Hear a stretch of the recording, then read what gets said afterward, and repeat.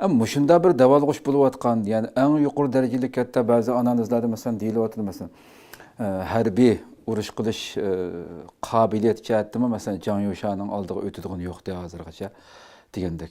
Mushunda qobiliyatlik o'zining eng yaqin sirdishi deb qaralgan kishilarni yo'q o'tishi, mushunda bir Xitoyning ichida sirtdan ko'rganlarga nisbatan intayin bir ig'ir davolg'ush ichida turayotgan bir vaziyatdiki Xitoyga qarata masalan bu qatam Amerikaning davlat mudofaa strategiyasi e'lon qilingan narsa Xitoyni bu raqobatchi o'zininki eng muhim nimasidan chiqarib o'tib bunda bir yumshoq ifodalarning ishlatilishi masalan buni qanaqa qaraysiz endi millat texmbek buni boshqacha besim shakllantirishi kerak bo'lgan bir vaziyatda emasmi Xitoy masalan Angliya bosh vazirining hech qanday ish olmagandek ziyorat qilishi Xitoylarning axborotlarini qarasangiz o'qituvchilar bo'libmi nihoyat xuddi atli bir ish kutgandek hatto ijtimoiy uchur vositadagi Beijingdagi harbiylarning ko'chalarga chiqib ketgan o video rasmi yog'imi endi siz texmbek yaxshi bilasiz bu masalalarni endi Xitoyninki axborotlarni ko'plab qilgan taqib qilgan ekan. To'g'ri, hozir bu Can Yusha ve Zhang Zhengli degan iki kishi qolgan o aldırgan generallarga qaragan chaqda Xo'sh. 79 ve 84'teki Vietnam urushiga bevos qaytilgan ve jang qilishda tecrübesi bo'lgan ve kademe o'sib yükselip çıkan insanlar bular. Xo'sh. Yani bularninki harbiy tecrübesi nayti qolgan yuqori seviyedagi generallar qaragan chaqda nayti ilg'or hamdi. Shundoq turib nimishga buni qoldirdi? Chunki Tayvan'a hücum qilaman desa, mushundaq generallarga ehtiyoj bor deb tushunamiz. Xo'sh. Ama diktatörler bundaq o'ylamaydi hamdi. Çünkü manga bo'lgan sadoqat bormi yo'qmi deb uningga qaraydi. Çünkü bayağı degandek bu generallar bo'libmi Zhang Yusha 50 yildan beri harbiy bu. Asker hamdi. Ve kademe yükselgen vaqtidami nurg'un bu munosabatlarni qurib kelgan. Nurg'un shundaq töven derecedeki generallar veya onundan tövenlerini bu o'stirib kelgan. Shuningga bu Xitoy armiyaning ichida buningki munosabati bek keng, to'r bek keng, adamimi ko'p. Undaqda bu Xi Jinping bunda ahvoldan ansiraydi hamdi. Ertugün bu kopop askerlerini qilib yeteklab onundan kim bir harbiy zarbi berdigan bo'lsa, ziyon nima bu meni aldırıyordu deb ansirashmi bor, ya'ni ishonmaslik mesele bor. Bu yerda sadoqat anınki qobiliyatdan, layoqatdanmi ustun bo'lyapti hozir. Xo'sh. Shuningga bularni yo'qotish Xi Jinping'ninki o'rniningki sağlam bo'lişi degan ma'noga keldi hamdi. Shuningga Xi Jinping bularni qoldiryapti. Bo'lmasa ertugün Amerika bilan, Filippin bilan yoki boshqa davlatlar bilan bir jang bo'lib qolsa, bunda tecrübelik generallarga ehtiyoj tuyuldu ama undaq emas. Xi Jinping herhalde bunda o'ylaydi. Çünkü men bevos bayağı degan 5 rayonluk harbiylarni boshquralasam bevos ular ondan keyin berib jang qilsa yana jangni yengalayman deb o'ylagan bo'lsa kerak. Ba'zi shu g'arb tarafdagi mutaxassislar deydi, bu Zhang Yusha'ning boshchiligidagi guruhlar hozir biz Tayvan'a hücum qilolmaymiz. Çünkü Tayvan'ni ilish oson ama Amerikaga taqabul turish qiyin bo'ladi. Hozir payt emas. Shuningga Xi Jinping buni aldırvetdi deb so'zlaganlar bor. Hozirgacha bu hukumatda vazifa ishlab turib Tayvan'a hücum qilmaydi deydigan generallarni ko'rmadim, tuymadim hamda. Ba'zi pensiyaga chiqib ketgan, necha yil o'tib ketgandan keyinki ba'zi generallar Tayvan'ni ilish oson emas deb degan gaplarni davodidiyu ama bu generallar shunday o'ylaganligini men yaxshi bilmayman. Arqa ko'rinishini yaxshi bilmagachga. Yig'ib kelgan chaqda bu generallarni qoldirishninki sababi yanala shu huquq meselesi. Hoş, hoş. Yani mensep meselesi. O dağın orunun sağlam buluş meselesi dep oylayman. Hoş. Doktor hamda bu xabarlar tilg'alingan şu yadro qurollarini Xitoyniki ma'lumotni Amerikaga sotdi degan bu gaplar sizga qanchalik yani ehtimollik bor buniki yoki Bunun tuhmatmi buni? ihtimali bekle töven. Yani bu Can Yuşan'ın kolunda yadro kural e, işlep çıkarış ve onunki mahbiyetleri Can Yuşan'ınki o başkuruş astı demez. Xo'sh. Can Yuşa o mahbiyetine iliş için ula e, nime münasebet kuruş lazım. Ulardan malumat iliş lazım. Onundaki Amerika'ya beriş lazım. Bu ceryanda bir paş op kaladı.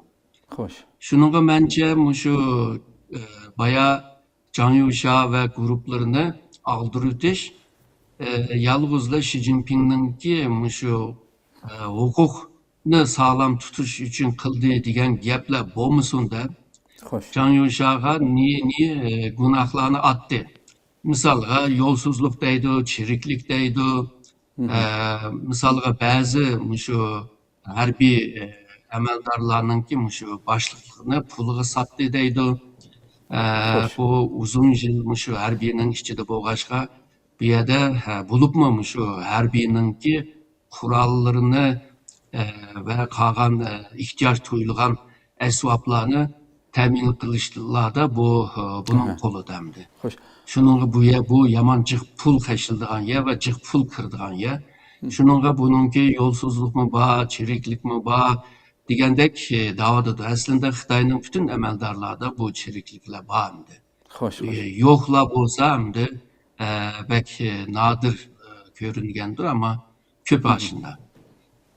Bence onunla bir günah aytishga tirishyotidu deb Bahane, o'ylayman. tamam, Agarda bahane. bu Amerikaning atimi bo'lgan bo'lsa, o zaman bununki töven seviyedeki generallar ya da başkaları hemsi Amerika'nın adımı buludu. Çünkü bu bir tor münasebet, yani münasebetini bir tor halga ekemigice Şu. unda kığılıp olmaydı. Bu mahbiyetini Amerika'ya yetkisi için qaysı uslubni işletidi.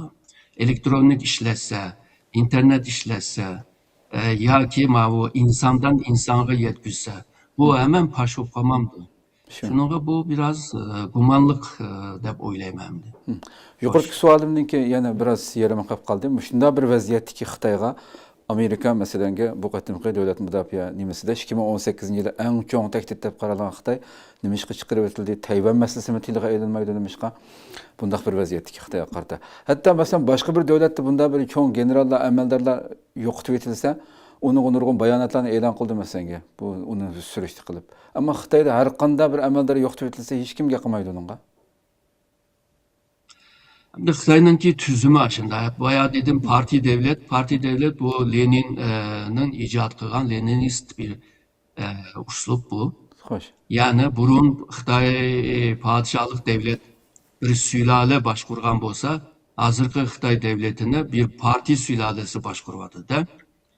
Ve partininki gücü ta aşı yezlağıca baralaydı. Xo'sh. Ve bulada bu istihbarat kurulmasıma naiti sağlam. Her kanında bir mesele bolsa yetkizip kilaleydi. İkincisi Xitoy bu parti devlet boğaçqa yani kanun devlet emesemdi. Yani hemen işini kanunga qarab qilmaydi.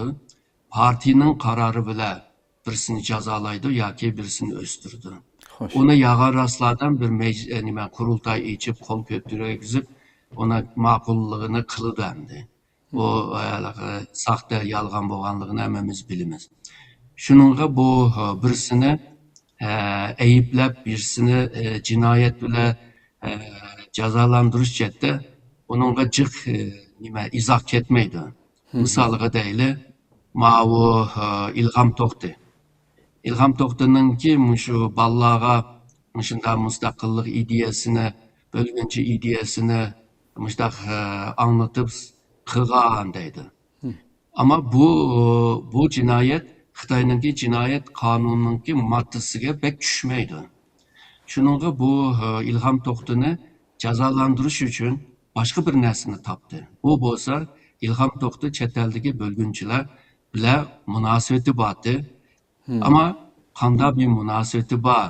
Bular bilan qilgan munosabatda nima gaplarni dedi? İlham To'xta shunday mustaqil bo'layli, shunday Xitoyni o'rgitayli, Sharq Turkistonni qo'lga olayli, tushirayli degan gap so'z bormi? U yo'q. Xo'sh.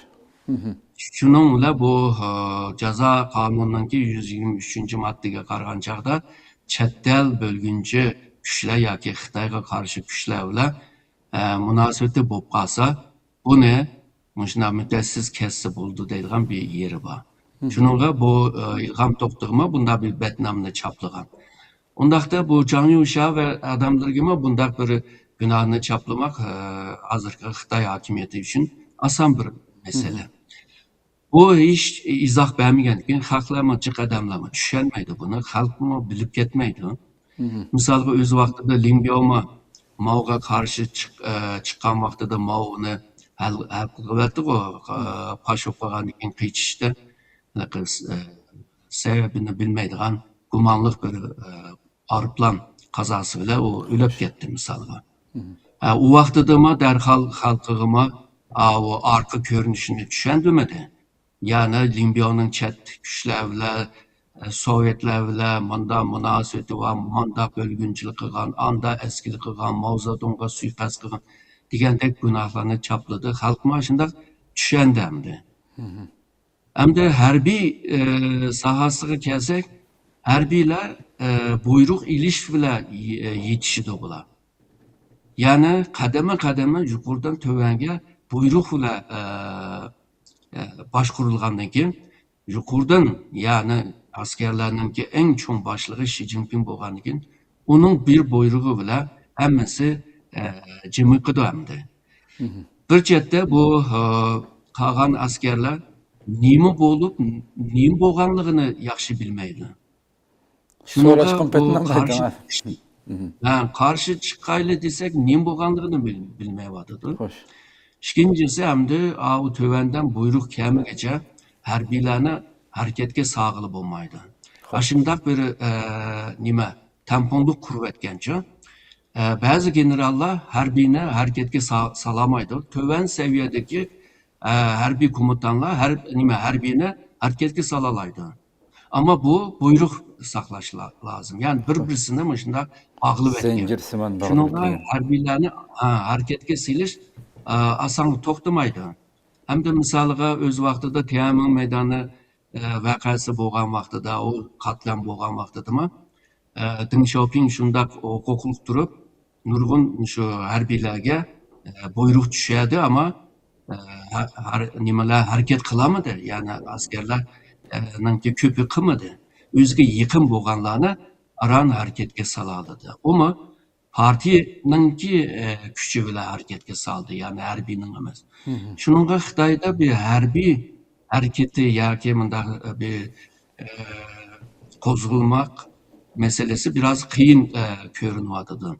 Qachon bu osonlashadi deganda, markaziy boshqarish kuchi ojizlagan vaqtida yerlik o'lkalar kuchlangan vaqtida, u vaqtida undan keyin maydonga kelishi mumkin. Bu Manchur imperiyaninki oxirgi vaqtida shunday bo'lgan hamda. Xo'sh. Xo'sh. Ko'p rahmat.